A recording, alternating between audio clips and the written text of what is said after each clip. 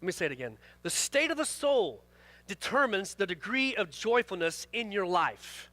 In other words, it's not what happens to us, but rather what happens in us that makes us truly joyful. Compare that with what Paul the apostle said. Paul, who planted the church at Philippi, he's writing back to that church. And in chapter 4, verse 4, here's his words: rejoice in the Lord always. And again, I say rejoice. What we don't often sometimes connect the dots with is that Paul is writing this from prison.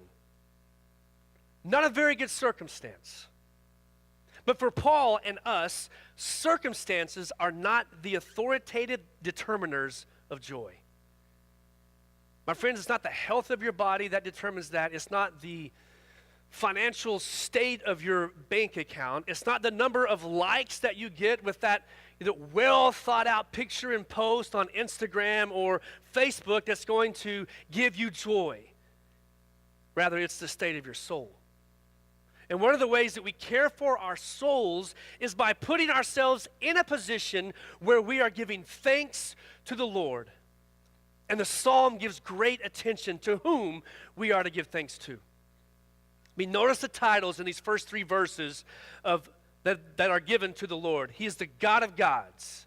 He is the Lord of lords. And then it's bookended at the very end by He is the God of heaven. Give thanks to the Lord, capital L-O-R-D. That's, in English, that is the translation that we give for His name. Give thanks to the God who has a name, and that name is Yahweh. And He is the God of gods, and He is the Lord of lords.